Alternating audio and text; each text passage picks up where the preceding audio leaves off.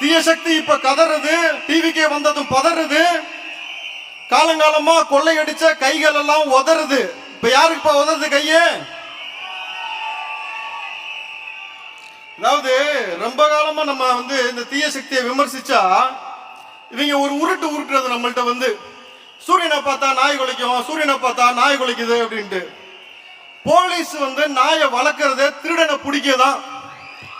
இந்த நாய் திருடனை பார்த்தாதான் குலைக்கும். அப்ப சூரியனை பார்த்து ஏன்டா நாய் குலைக்குதுன்னு பார்த்தா திருட்டு பயில பார்த்தா நாய் குலைக்க தானே செய்யும். குலைக்குமா குலைக்காதா? எங்க வாரியர்ஸ் ஒருத்தருக்கு முன்னாடி ஐடி விங்க மண்டிட்டு கிடக்குது. 70 வருஷமா நீ ஐடி விங்க வச்சு நடத்துற. ஆனா உன் ஐடி விங்க என் ஒரு வாரிட்ட மண்டிட்டு கிடக்குது. ஒன்னால இங்க ஒன்னும் கழட்ட முடியல. இதுல என்னடானாக்கா ரொம்ப காலமாவே நாங்க தான் பெண்களின் பாதுகாவலரு, சிறுபான்மையின் பாதுகாவலரு. என்ன சிறுபான்மையின் பாதுகாவலரு? போன முறை இஃப்தார் நிகழ்ச்சி எங்க தளபதி விஜய் அவர்கள் இங்க நடத்தினாங்க. இந்த மார்க்கத்துக்கு கண்ணியம் கொடுத்தாங்க, தொழுதார்கள். அவர் உழைச்ச பணத்திலிருந்து எல்லாருக்கும் உணவு கொடுத்தாரு. அது ஹலால். ஒவ்வொரு அமைச்சரும் சார், யாராவது அமைச்சர் பணத்தை கொண்டு போய் பிணவரில் ஒளிச்சு வச்சு பார்த்திருக்கீங்களா? மீண்டும் அவர்களுக்கு வாய்ப்பு கொடுக்குது திமுக. என் வீட்டு சாமானிய பிள்ளைகளுக்கு எந்த ஒரு பாதுகாப்பும் கொடுக்காம கேட்டா நீ ஆலமரங்கிற. இந்த முறை ஆலமரத்து வேர்ல உப்பை போட்டு தண்ணிய ஊத்தல. அதுக்கப்புறம் பாரு நான் தெளிவா சொல்லிட்டேன். இந்த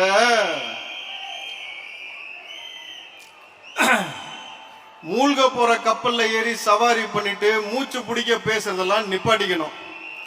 இங்க தளபதினா யாருன்னு போய் குழந்தைகிட்ட கேளு, பெரியவங்கள்ட்ட கேளு, பெண்கள்ட்ட கேளு, ஆண்கள்ட்ட கேளு. தமிழ்நாட்டில் இருக்கக்கூடிய மக்களை தாண்டி உலகம் முழுக்க தெரிஞ்ச ஒரே முகம் எங்க தளபதி தான்.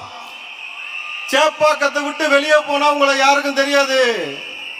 குளத்தூர்ல இந்த முறை நிக்கிறதா கூட இல்லைன்னு கேள்விப்பட்டேன்.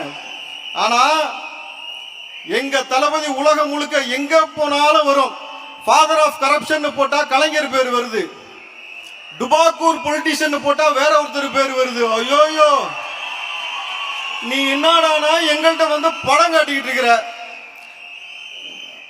கொஞ்சம் பார்த்துன்னு சொல்லியிருக்காரு தளபதி. அதனாலதான் நான் பார்த்து விட்டு வச்சிருக்கிறேன். இல்லைன்னு வச்சுக்க 10 நிமிஷம் ஆகாது உங்களை பிரிச்சு மேயறதுக்கு. எங்களுக்கு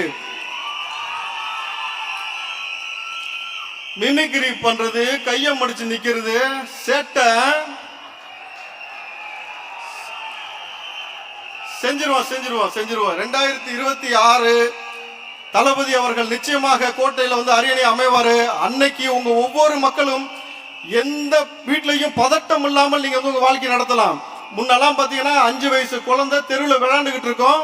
அந்த குழந்தை விளையாண்டுகிட்டு இருக்கின்ற நிம்மதியில தாய்மார்கள் சமைச்சுக்கிட்டு இருப்பாங்க வீட்டுல. ஆனா இன்னைக்கு ஒரு 5 நிமிஷம் குழந்தைய காணா பதறான், கடத்திட்டு போயிடுவான், இல்ல பாலியல் வன்புணர்வு நடந்துரும். குழந்தைகள் ஸ்கூலுக்கு போவான்னு பெத்தவங்க வயிற்றுல நெருப்பு கட்டிட்டு அலையிறாங்க. ஏன்? அவன் போய் போதைப் பொருளை பத்தி கத்துக்கிட்டு வந்துருவான். கஞ்சா கிடைக்குது, அபின் கிடைக்குது, ஹெராயின் கிடைக்குது, மெத்து கிடைக்குது. பல பேருக்கு அது மெத்து சொத்தா இருக்குதுன்றதுனால. ஆனா இங்க என்ன சொல்றாங்க? போதையை ஒழிச்சிட்டோம், கஞ்சா ஒழிச்சிட்டோம். என்ன ஒழிச்சிட்டோம்ன்றாங்க. எங்கடா ஒழிச்சு வச்சிருக்கா? பூரா பேர்ல பின்னாடி ஒழிச்சு வச்சிருக்கான். தேவைப்படும் போது எடுத்து விற்கிறானுங்க. கேட்டா நீ ஆலமரங்கிற. சரி, ரைட்டு. எல்லாத்துக்கும் ஒரு நேரம் வரும். அந்த நேரம் எங்களுக்கு வந்துருச்சு. தளபதி அவர்கள் நிச்சயமாக தமிழ்நாட்டின் முதலமைச்சராக அமர்வார். அவருக்கு நம்ம அத்தனை பேரும் உறுதுணையாக இருப்போம். அந்த உறுதிமொழி ஏற்று இங்கிருந்து செல்வோம்.